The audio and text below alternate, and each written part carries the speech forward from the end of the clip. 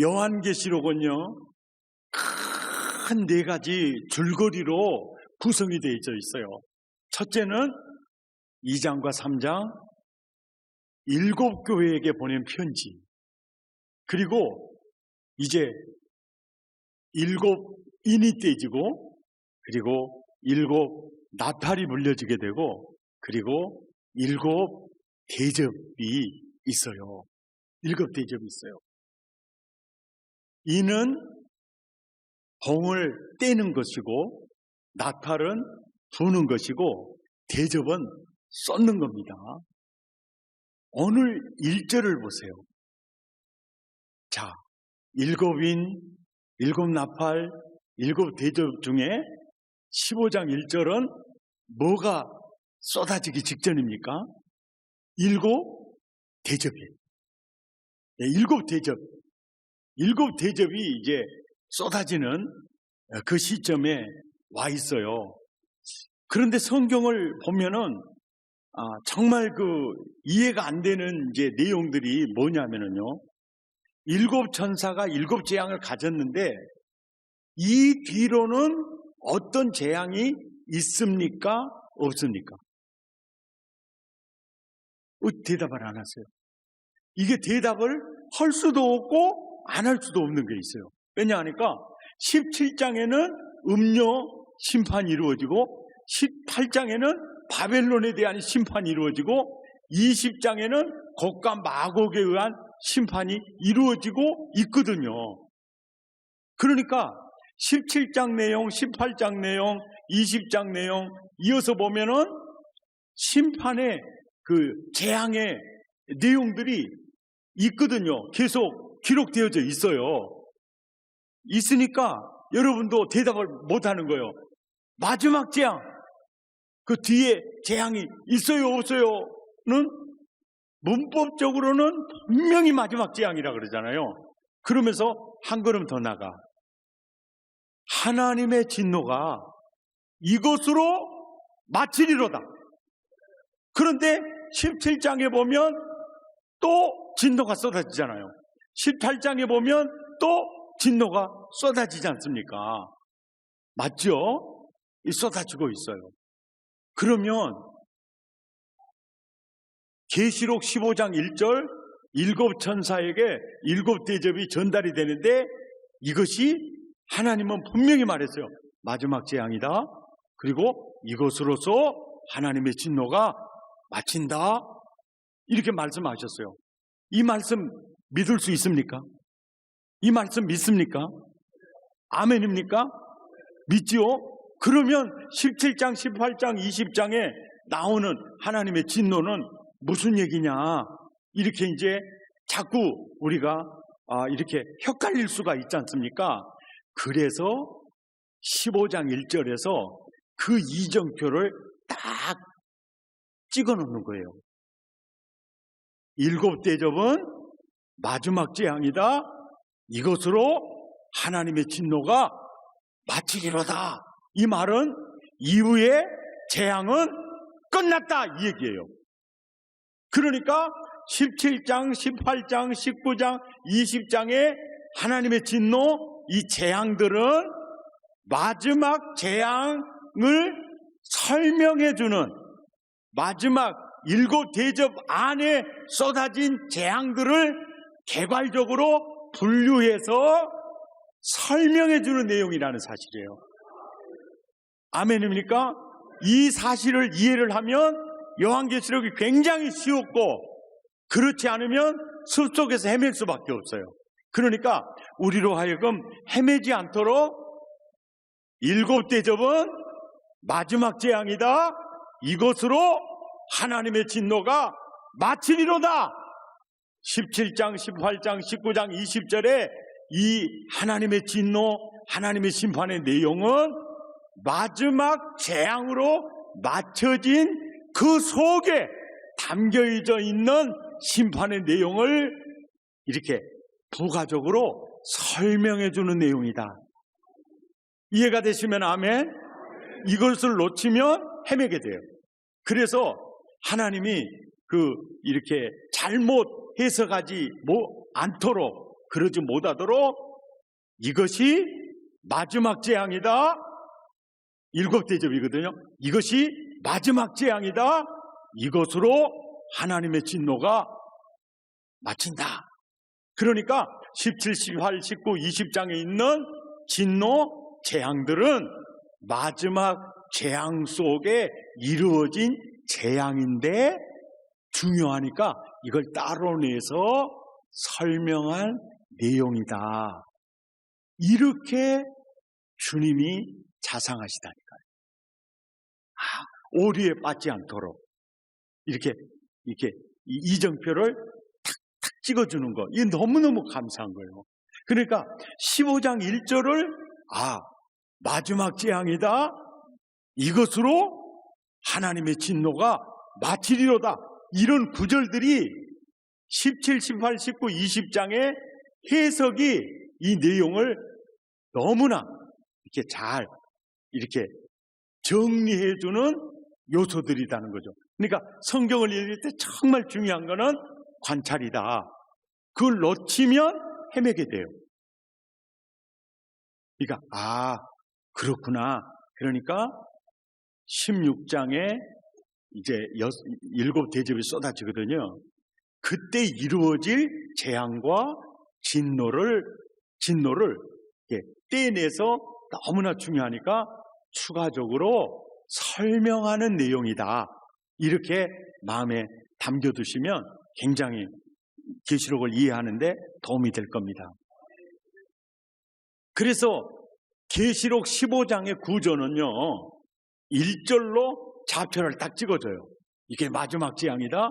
이것으로 하나님의 진노가 마친다. 그래서 17장부터 이제 계속 나오는 것은 이때 이루어진 재앙을 따로 떼내서 설명해 주는 것에 불과하다. 이걸 말씀하시고 2절에서 4절까지는요. 2절에서 4절까지는 보십시오. 이제 16장에서 7대접이 쏟아져요. 대접이 쏟아집니다. 그런데 2절에서 4절까지를 보여주면서 그리스도 안에 있는 자들을요, 이미 구원 추수를 해서 천국 곳간에 넣어둔, 그래서 그리스도 안에 있는 자들이 구원 추수를 통해서 어떤 모습으로 천국 곳간에 있는지 그 장면을 먼저 보여줘요. 그러니까 그리스도 안에 있는 자들은 7대접을 받는 대상편에는 있겠어요, 없겠어요? 없어요.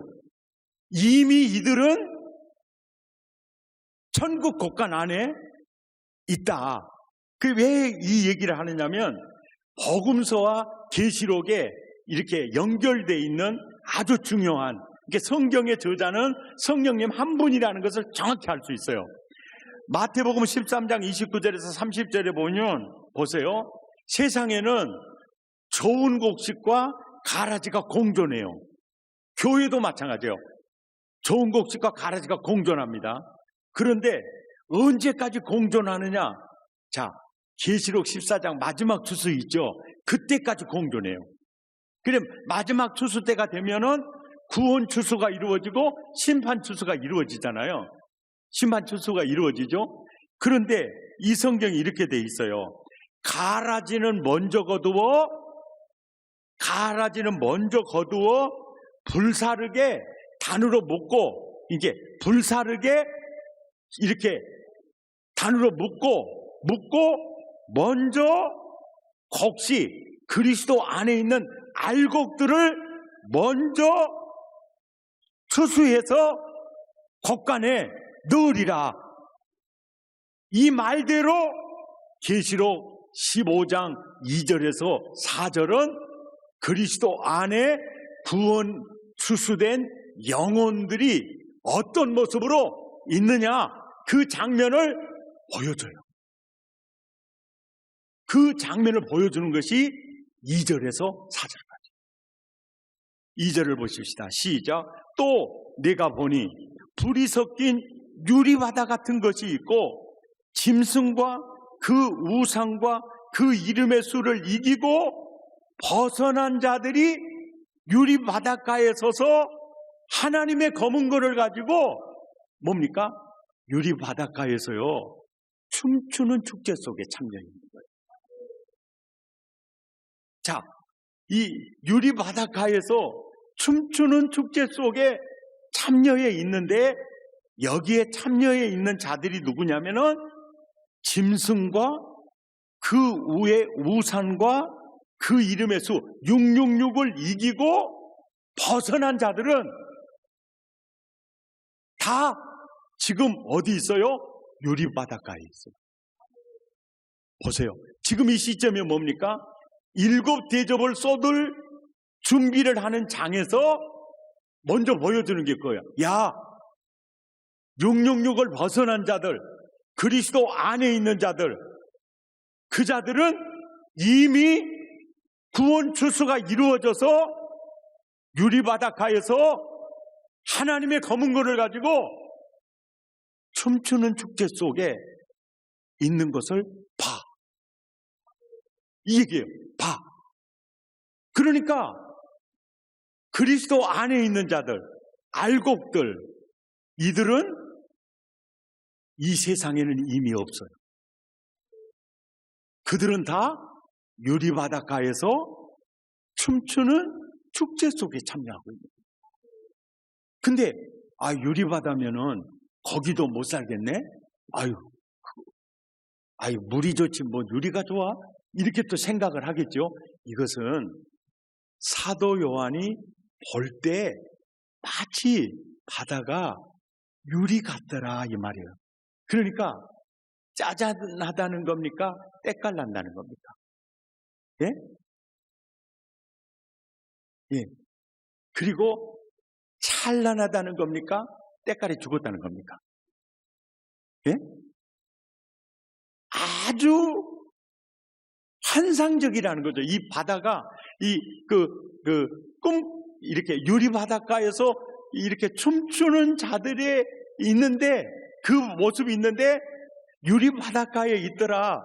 근데 그 유리 바다, 그러니까 사도 요한이 볼 때 그 바다가 너무너무 아름답더라는 거죠. 너무너무 그 빛이 찬란하더라는 거죠. 이것에 대해서 계시록 4장 6절에 또 이렇게 표현해요. 그 유리바다가 수정 같은 유리바다 같더라고 말이에요. 그러니까 그 바다가 사도 요한이 바다를 보니까 아주 수정같이 이게 너무 환상적인 바닷가에서 하나님의 검은 고로 춤추며 찬양하고 이들이 있는 거예요. 그러면서 이들이 부른 노래가 3절에 보니까 모세의 노래를 부르고 있어요. 모세와 모세의 노래, 어린 양의 노래, 모세의 노래, 어린 양의 노래를 이제 부르고 있다. 이 의미를 알기 위해서 모세의 노래가 어디 나오냐면요, 출애굽기 15장에서 나와요. 출애굽기 14장은요 우리 일사후퇴를 생각하면 돼요. 일사후퇴하듯이 출애굽기 14장에서는 이스라엘 백성이 출애굽을 합니다. 그리고 홍해에서 애굽 왕과 군병들을 홍해에 수장시켜요. 그리고 거기에서 완전한 출애굽이 이루어진 다음에 이들이 부른 노래예요. 그런데 그 노래를 유리 바닷가에서 이들이 부르고 있는 거예요. 왜 그럴까? 이 의미가 뭘까? 자, 그 의미를 알아보려면 출애굽기 15장 1절부터 그 모세의 노래를 아주 우리가 우렁차게 한번 읽어보시면 이해가 돼요. 이 노래구나. 15장 1절부터 시작. 이때에 모세와 이스라엘 자손이 이 노래로 여호와께 노래하니 일러스되 내가 여호와를 찬송하리니 그는 높고 영화로우시며 말과 그 탄자를 바다에 던지셨음이로다. 여호와는 나의 힘이요 노래시며 나의 구원이시로다. 그는 나의 하나님이시니 내가 그를 찬송할 것이요 내 아버지의 하나님이시니 내가 그를 넣어드리로다. 여호와는 용사시니 여호와는 그의 이름이시로다. 그가 바로의 병거와 그의 군대를 바다에 던지시니 최고의 지휘관들이 홍해에 잠겼고 깃은 물이 그를 덮으니 그들이 돌처럼 깊음 속에 가라앉았도다. 여호와여 주의 오른손이 권능으로 영광을 나타내시니이다. 여호와여 주의 오른손이 원수를 부수시니이다. 주께서 주의 큰 위엄으로 주를 거스리는 자를 엎으시나이다. 주께서 진노를 바라시니 그 진노가 그들을 지푸라기 같이 사르나이다. 주의 콧김에 물이 쌓이되 파도가 언덕같이 일어서고 큰 물이 바닷 가운데 엉기니이다. 원수가 말하기를 내가 뒤쫓아 따라잡아 탈취물을 나누리라. 내가 그들로 말미암아 내 욕망을 채우리라. 내가 내 칼을 빼리니 그 내 손이 그들을 멸하리라 하였으나 주께서 바람을 일으키심에 바다가 그를 덮으니 그들이 거센 물에 납같이 잠겼나이다.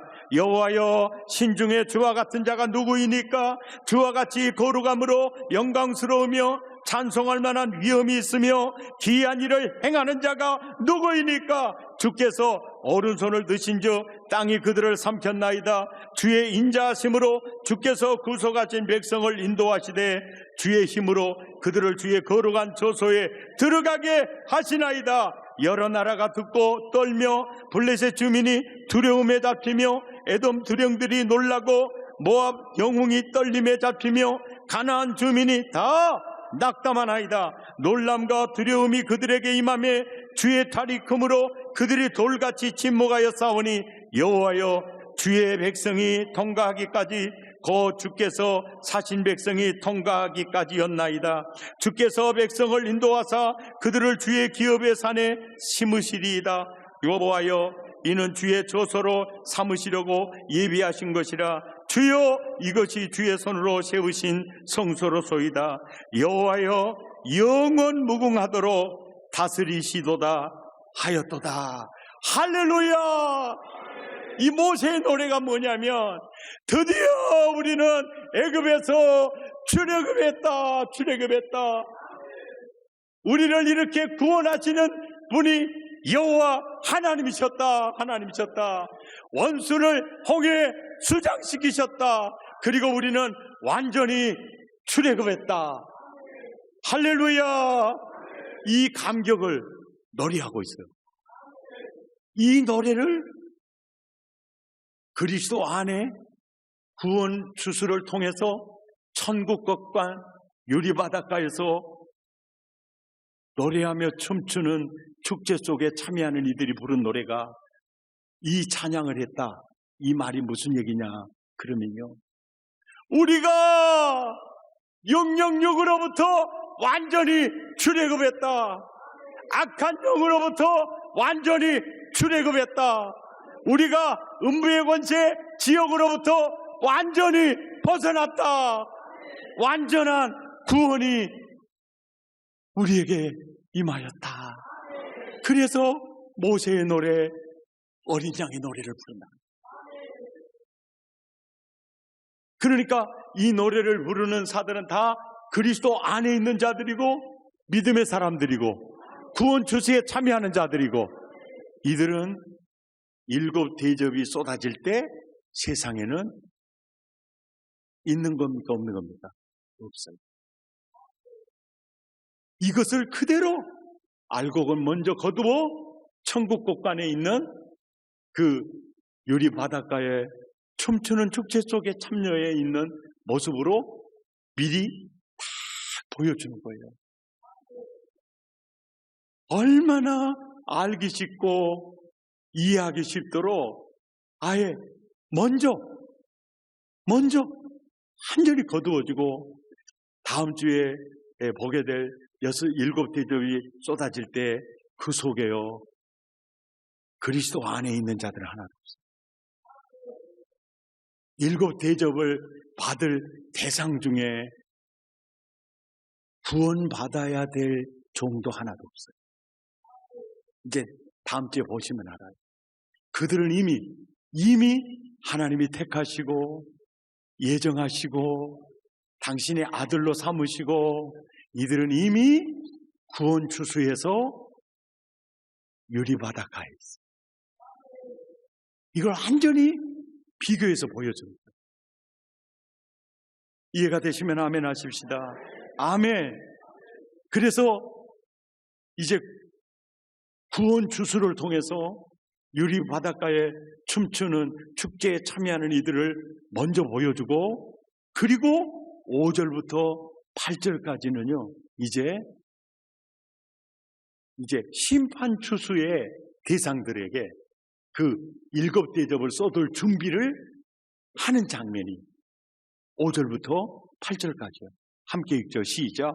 또 2일 후에 내가 보니 하늘에 증거 장막의 성전이 열리니 7 재앙을 가진 7 천사가 성전으로부터 나와 맑고 빛난 세마포 옷을 입고 가슴에 금띠를 띠고 네 생물 중에 하나가 영원토록 살아계신 하나님의 진노를 가득히 담은 금대접 7을 7 천사에게 주니, 7 천사에게 주니.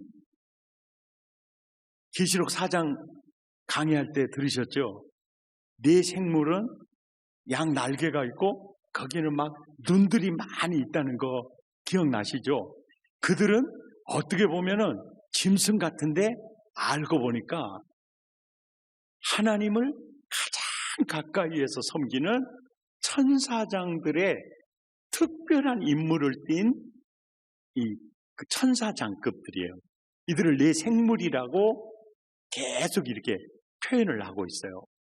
그러니까 내 생물 중에 그 천사 중에 한 천사가 하나님을 가장 가까이 섬기는 그 천사장이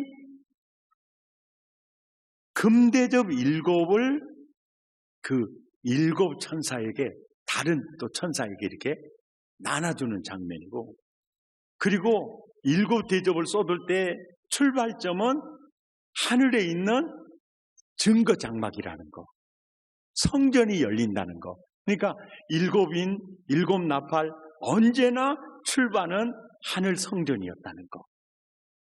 그러니까 하나님에 의한 심판이라는 거. 아멘입니까? 예, 그 심판이었다는 거. 8절 시작. 하나님의 영광과 능력으로 말미암아 성전의 연기가 가득 차매 7 천사의 7 재앙이 마치기까지는 성전에 능히 들어갈 자가 있더라? 없더라. 우리 함께 찬양하십시다. 주여, 우린 연약합니다.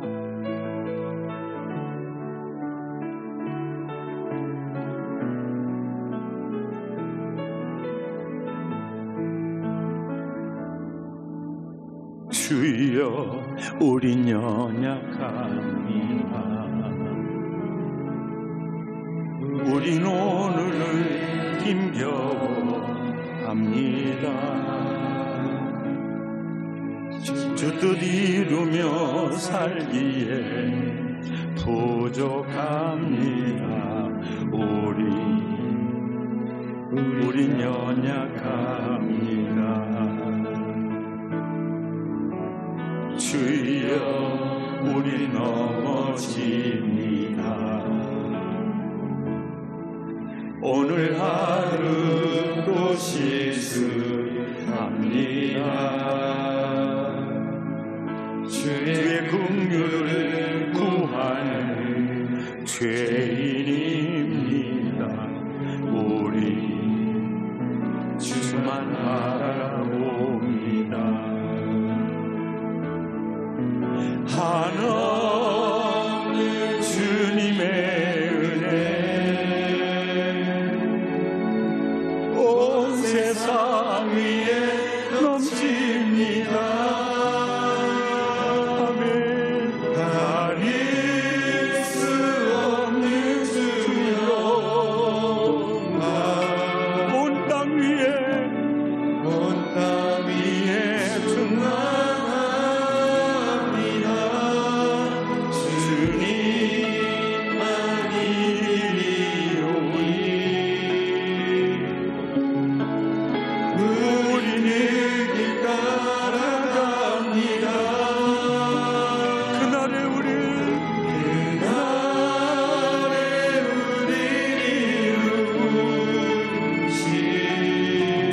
완전합니다. 주는 완전합니다.